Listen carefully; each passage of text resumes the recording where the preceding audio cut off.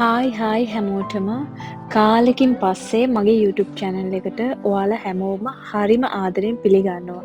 මුලින්ම කියන්න ඕනේ මගේ YouTube channel එකේ නම මම මාරු කරා. ඉස්සරහට යන්නේ රූබි අල්මේදා කියන නමින්. මට දිගටම වීඩියෝස් කියන්න බැරි වුණා. මොකද මම ජොබ් එකක් පටන් ගත්තා. ඒත් එක බබාලා දෙන්නගේ වැඩ, ගෙදර වැඩ ඒවත් එක්ක ඉස්සරහට හිතාගෙන ඉන්නේ පුළුවන් උපරිමයෙන්ම මට පුළුවන් විදියට වීඩියෝස් ටිකක් ගේන්න. ඉතින් මම හරිම ආදරෙන් ඔයාලගෙන් ඉල්ලන්නේ අපිට සපෝට් එකක් දීගෙන යන්න. channel එක පුළුවන් කට්ටිය channel එක subscribe කරලා like එකක් comment එකක් දාලා අපිට පුළුවන් විදියට සපෝට් එකක් දෙන්න. හරි ආවනේ මිලානෝ තවත් රටකට අලුත් රටකට අලුත් රට හලෝ චාෝ චාවෝ මල්ලි යම්මට ඉතාලියාව චාවෝ මල්ලි මං ඉතාලියේ තනින්වා අපි තනියමුද ඉතාලිය මුලපි හරි පස්සේ තනියම පස්සේ දැනටමත් ඔයාලට පැහැදිලි ඇති අපේ වීඩියෝ එක මොනවා සම්බන්ධවද කියලා. අපි ඉතාලියේ මිලානෝ නුවරට ගියා ට්‍රිප් එකක්. ඒ ට්‍රිප් එක ගැන තමයි මම ඔයාලත් එක්ක ෂෙයා කරගන්න යන්නේ. මෙතන තියෙන්නේ අපේ පළවෙනි දවස. ඉතින් අපි ස්වීඩන් ආලන්ද එයාපෝට් එකෙන් හවස 4 ගානකට තමයි අපිට ෆ්ලයිට් එක තිබුණේ. එතනින් ෆ්ලයිට් එක අරගෙන අපි ගියා මිලානෝ බෙර්ගමෝ. මම හිතන්නේ මං ප්‍රොනවුන්ස් කරනවා හරි වෙන්න ඕනේ. බෙර්ගමෝ එයාපෝට් එකට තමයි ගියේ. අපි එතන බහිද්දි හවස 7 ගානක් විතර වුණා. අපි එතනින් බස් එක ගත්තා සිටි එකට යන්න. මිලාන් සෙන්ට්‍රල් එකට යන්න. එතනින් බස් එක අරගෙන මිලාන් සෙන්ට්‍රල් එකට ගිහිල්ලා අපි එහෙන් ගත්තා බස් ටිකට් එකක්. ඒක බස් කෝච්චි දෙකටම පොදුයි. දවස් 3ක පැකේජ් එකක් තමයි ගත්තේ. මට හස්බන්ඩ්ටයි දෙන්නටම අරගෙන අපි ගියා අපි ඉන්න තැනට. අපි හිටියේ අපේ හස්බන්ඩ්ගේ බාප්පලයි ගෙදර කියන්නේ එයාලා තමයි අපිට ඉන්න තැනක් ලෑස්ති කරලා තිබ්බේ. එයාලා ගෙදර තමයි අපි මිලාන් හිටපු දවස් 3ම නතර වෙලා හිටියේ. එයාලා ඉන්නේ මිලාන් රොමෝලෝ කියන ප්‍රදේශය තමයි. හරිම ලස්සන තැනක්. අපි එයාපෝට් එකෙන් සිටි එකට ආවා. සිටි එකකින් ට්‍රේන් එකක් ගත්තා. එච්චර දුර ගියේ නැහැ. එතනින් පස්සේ බස් එකක් ගත්තා. බස් එකත් මාට මතක හැටියට විනාඩි 5ක විතර වගේ දුරක් තමයි ගියේ. හරිම ලස්සන තැනක්. යුරෝපයේ රෑ වෙද්දී මිනිස්සු වැඩි එළියට වෙලා ඉන්නේ නැහැ. මොකද සීතලයි හින්දා. හවස් වෙද්දි හරිම සීතලයි හින්දා. ඉතින් අපි අතිත් රෑ නිසා පාරේ මිනිස්සු නම් පේන්න හිටියේ නැහැ. හරිම ලස්සන, හරිම කාම් තැනක තමයි අපි හිටියේ. අපි හිටපු තැනට, ඒ බාප්පලා ඉන්න තැනට මං හරිම කැමතියි. Hello. Can you hear again? Hello. We are in Italy. අම්මේ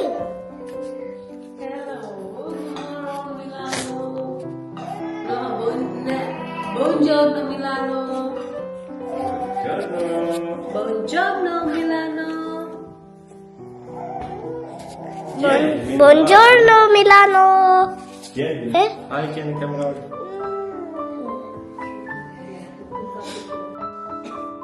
ඉතින් මිලානෝවල අපේ පළවෙනි දවස උදේ වරුව තමයි මේ.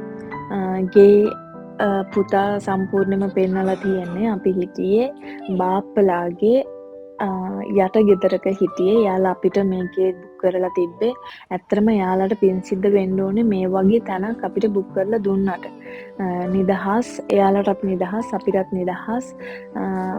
එයාලට ඇත්තටම මම මේ වීඩියෝ එකේ ස්තුතිවන්ත වෙන්න ඕනේ. මොකද අපිට නිදහසේ මිලානෝ හිටපු දවස් 3ම ඇවිල්ලා නිදා ගන්න සැනසීමේ ඉන්න මේ තැන ලෑස්ති කරලා දුන්නාට. ඉතින් අපේ පළවෙනි දවස අපි පටන් ගත්තා පළවෙනි දවසේ අපි ප්ලෑන් කරලා තිබ්බේ දූමෝදි මිලානෝ යන්න, දූම පල්ලියට යන්න. ඊට කලින් අපි ගියා මෙතන අපිට ළඟම තිබිච්ච ගල් පල්ලිය කියලා එතනට කියන්නේ. එතනට ගියා. මම මේ පල්ලිය ගැන චුට්ටක් විස්තර හෙව්වා. මට හරියට හම්බුනේ නැහැ. ඉතින් මේ පල්ලියට හැමෝම කියන්නේ ගල් පල්ලිය කියලාලු. පරණ පල්ලියක්. වැඩිය ලොකු පල්ලියක් නෙමේ, හරි ලස්සන චූටි පරණ පල්ලියක්. හාස්කම් පිරිච්ච පල්ලියක් කියලා තමයි හැමෝම කියන්නේ. එතනට සෙනග ඇවිල්ලා හිටියා. හැබැයි පල්ලිය ඇතුළට ගොඩාක් කටි එකට ආවේ නැහැ. එක එක්කෙනා දෙන්න තමයි ආවේ. මං හිතන්නේ එයාලා අපිට ඕන නිදහස හැම්ටමෝටම තේරෙනවා ඇති අපිට එතන පල්ලිය ඇතුළේ නිදහස ඕන කියලා.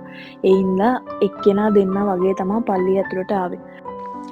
හරිම නිදහස පිරිච්ච පල්ලියක් තමයි එතන. දැන් මට මතක් වෙද්දිත් හිතනවා පල්ලිය ඇතුළට ගිහිල්ලා චුට්ටක් තනියම ඉඳලා එන්න තිබුණා නම් හොඳයි කියලා. ඒ තරම් සැනසීමක් තියෙන තැනක්. ඉතින් මම මේ පල්ලිය ගැන චුට්ටක් විස්තර හෙව්වා. මට ඇත්තටම හම්බුනේ නැහැ. මම හෙව්වා මම හොයපු විදිය වැරදිද දන්නේ මට හම්බුනේ නැහැ. මේ පල්ලිය මම දැක්කේ සෙන් වික්ටෝරියෝ නිදාගෙන ඉන්න පිළිමයක් තියෙනවා. තව චූටි පිළිම ටිකක් තියෙනවා. එතනින් එහාට මම වැඩි විස්තර හොයන්න ගියේ නැහැ. පල්ලිය ඇතුලේ මට හිතට හරි සැනසීමයි. මම ඒක සතුටු වුණා. එදා මම පල්ලියෙන් එළියට එනකම් දෙවියන් වහන්සේට ස්තුති කරා. මොකද ඒ පල්ලිය ඇතුලේ මට දැනෙන්නේ මාරම නිදහසක්. හිතට මාරම නිදහසක්. ඒ නිදහසට මම දෙවියන් වහන්සේට සෑහෙන ස්තුති කරලා තමයි මම ඒ පල්ලියෙන් එළියට ආවේ. ඉතින් ඊට පස්සේ අපේ මිලානෝ ට්‍රිප් එකේ පළවෙනි ඩෙස්ටිනේෂන් එකට අපි ගියා. තමයි දූමෝදි මිලානෝ. ඊට කලින් මම කියන්න ඕනේ මෙහෙ පාරවල් සහ ට්‍රෑම් සිස්ටම් එකත් හරිම විශේෂයි. මොකද මෙහෙ තාම පාවිච්චි කරන්නේ පරණම ට්‍රෑම් සිස්ටම් තමයිලු තාම පාවිච්චි කරන්නේ.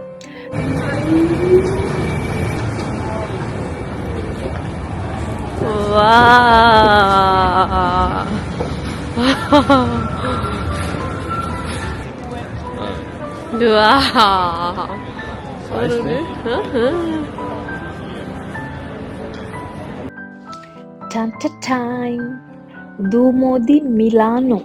එහෙම නැත්තම් මිලානෝ වල අයිකන් එක. හරිම ප්‍රසිද්ධ, හරිම ලස්සන පල්ලියක්. දූමෝදි මිලානෝ ගැන කියනවා නම් මෙතන තමයි යුරෝපයේ තියෙන දෙවැනි විශාලතම පල්ලිය. වතිකානුව ඇරෙන්න ඉතාලියේ තියෙන ලොකුම පල්ලිය. දූමෝදි මිලානෝ. එහෙම නැත්තම් දූම පල්ලිය කැප කරලා තියෙන්නේ දේවමෑණියන්ට තමයි. මේ පල්ලිය හදන්න අවුරුදු 600ක් විතර ගියාලු. අවුරුදු 600ක් විතර අරගෙන තමයි මේ පල්ලිය හදලා තියෙන්නේ. මේ පල්ලිය හදන්න පටන් අරන් තියෙන්නේ අවුරුදු 1386. ඉවර කරලා තියෙන්නේ 1965 දී තමයි. ඉතින් මේ පල්ලිය තාම හදනවා. කවදාවත් පල්ලිය හදන එක ඉවර වෙන්නේ නැහැලු. මොකද එක පැත්තකින් හදලා ඉවර වෙද්දී තව පැත්තකින් හදන්න තව අලුතෙන් වැඩ එකතු වෙනවලු. ඒ තරම් විශාලයි මේ පල්ලිය. ඒ තරමට වැඩ ඉවර වෙන්නේ නැති තරමට මේ පල්ලිය හරිම විශාලයි. ඒ වගේම හරිම ලස්සනයි.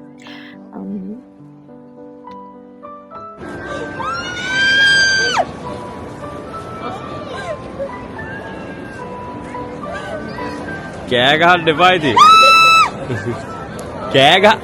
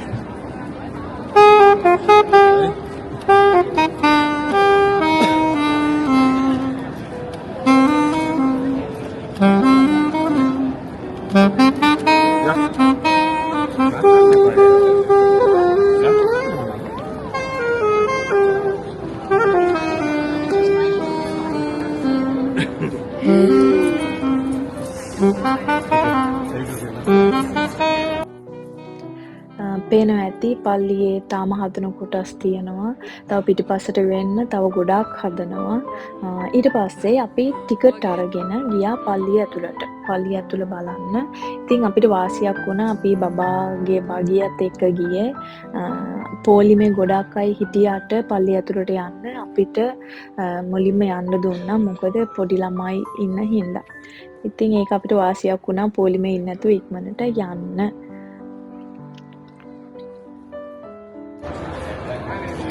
Hey hey. පොඩ්ඩක් ඉන්න මේ පොඩ්ඩක් අරගෙන යන්න. මං අරන්.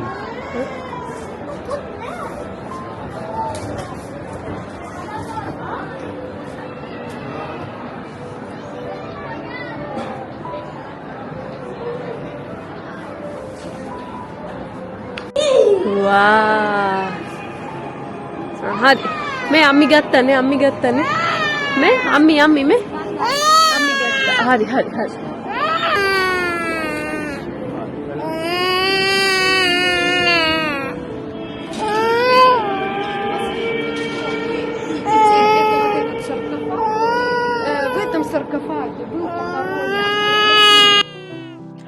දූමෝදි මිලානෝ හදලා තියෙන්නේ ලෝකේ ඉන්න හොඳම ගෘහ නිර්මාණ ශිල්පියෝ සහ හොඳම කලාකාරයෝ එකතු වෙලා තමයි මේ දූමෝදි මිලානෝ හදලා තියෙන්නේ.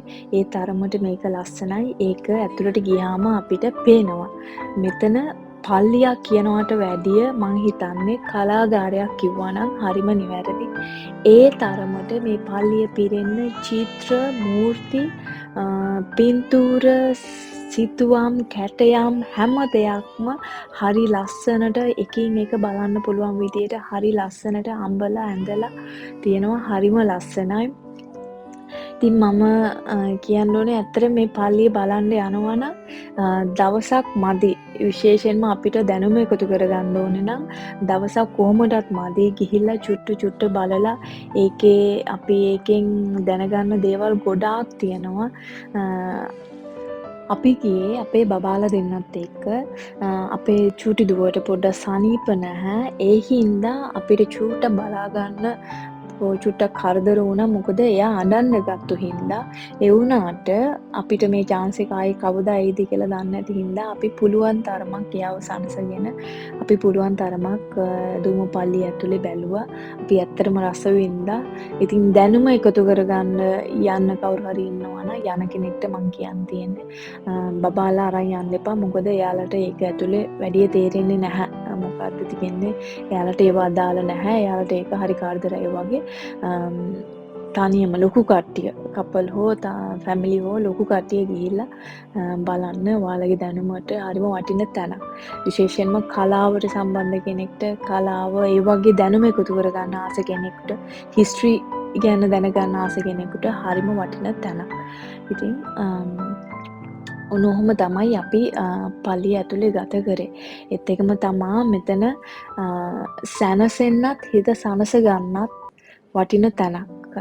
ඒව ටික දකිද්දි මේකේ තියෙන දේවල් දකිද්දි ඒව කොහොමද මෙච්චර අමාරුවෙන් කොහොමද මේවා හදලා තියෙන්නේ කියලා හිතද්දිම අපි වෙනම ලෝකයකට යනවා. ඒ තරමට වටින තැනක්. ඉතින් මෙහෙම තමයි අපි පල්ලිය ඇතුලේ අපේ දවස ගත කරේ.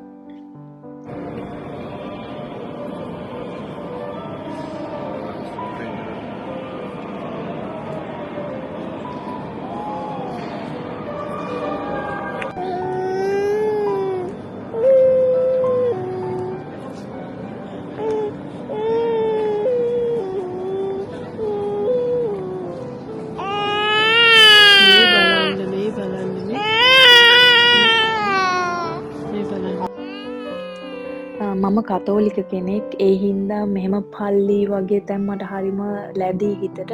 ඉතින් මම කියන්න ඕනේ අපි පල්ලියකට ගියාම විතරක් නෙමෙයි අපිට පුළුවන් හැම වෙලේම අපි දෙවියන් වහන්සේට ස්තුති කරන්න ඕන. විශේෂයෙන්ම පල්ලියකට වගේ ගියාම අපි ඉටිපන්දමක් පත්තු කරලා හෝ නැතා හෝ අපි දෙවියන් වහන්සේට ස්තුති කරන්න ඕනේ. මොකද පල්ලියක් ඇතුළට ඒක හැමෝම දන්නවා. පල්ලියක්, පන්සලක්, කෝවිලක් හැම ආගමික ස්ථානයකට ගියාම අපිට ලැබෙන සැනසීම ඒක වෙන තැනකින් ගන්න බෑ අපිට.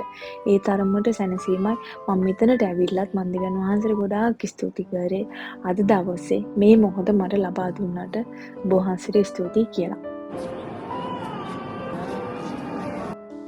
ඊට පස්සේ අපි ගියා පල්ලිය දුමෝදි මිලානෝ වලට එහා පැත්තෙම තියෙන ලෝකයේ පරණම සහ පළවෙනිම ලක්ෂුවරි shopping mall එකට.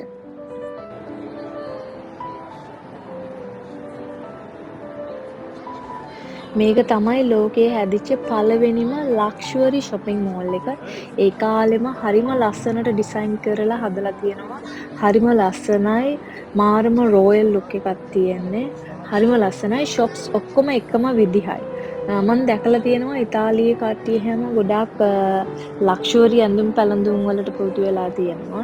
ඉතින් මේකත් හේතුවක් වෙන්න ඇති ඒකට කියලා තමයි මම හිතන්නේ. ඉතින් ලක්ෂුවරි ඇඳුම් පැළඳුම් වලට ආස කෙනෙක් මේ පැත්තට ගියොත් මිලානෝ ගියොත් අනිවාර්යෙන් මෙතනට යන්න. ඔයාලට ඕන හැම දෙයක්ම මෙතනින් ගන්න පුළුවන්. ඊට පස්සේ අපි ගියා ගොඩක් කටි මේ සීන් එක දන්නවත් ඇති වීඩියෝස් වල එහෙම දැකලත් ඇති හරකගේ ටෙස්ටිකල් එක පාගලා වට තුනක් කැරකෙන සීන් එක. ඒක කරපුවාම වාසනාව ගෙනත් දෙනවා කියලා තමයි ඉතින් ගොඩක් කටි කියන්නේ.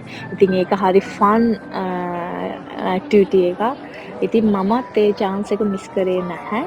මමත් ගිහිල්ලා හරකගේ ටෙස්ටිකල් එක පාගලා වට තුනක් කැරකුණා.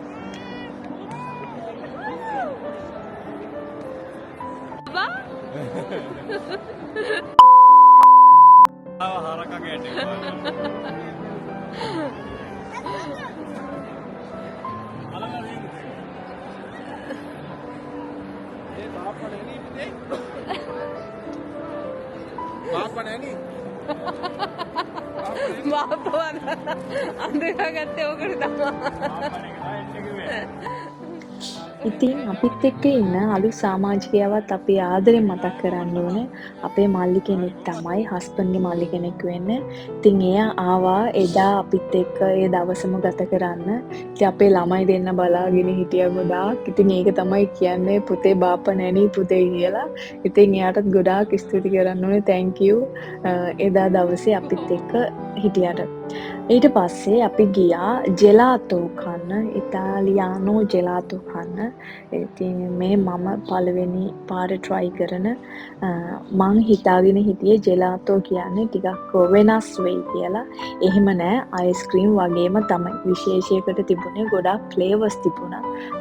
දැන් නම් අයිස්ක්‍රීම් වලත් ගොඩාක් ෆ්ලේවර්ස් තියෙනවා.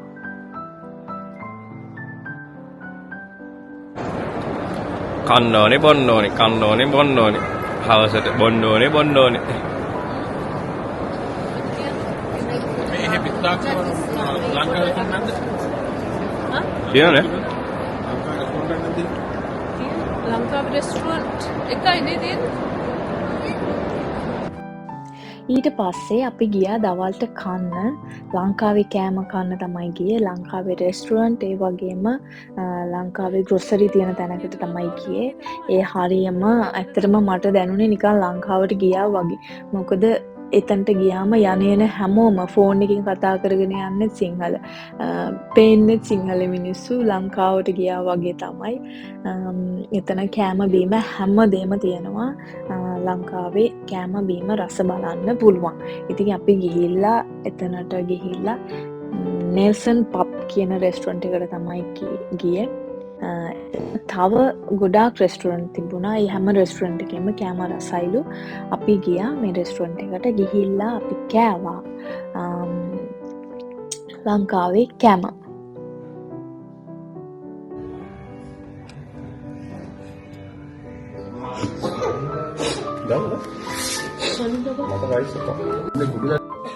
ඉතින් මෙන්න මෙහෙම තමයි අපි මිලානෝ නුවර පළවෙනි දවස් අපි ගත කරේ. දුමෝපල්ලි ගියා. අපි ඇවිත්තා කෑවා බිව්වා. ඉතින් මේ ටික තමයි. එහෙනම් මම ආයෙත් දවසක තවත් වීඩියෝ එකකින් හම්බෙන්නම්. හරිම ආදර ඉල්ලීමක් තමයි වීඩියෝ එක ඉවර කරන්න කලින් පුළුවන් විදිහට අපිට සපෝට් කරන්න, subscribe කරලා, comment කරලා, like එකක් දාලා අපිට සපෝට් කරන්න. ආයෙත් දවසක තවත් ලස්සන වීඩියෝ එකකින් ඔයාලා ළඟට එන්න. එහෙනම් අපි ගිහින් එන්නම්. Hey දෝ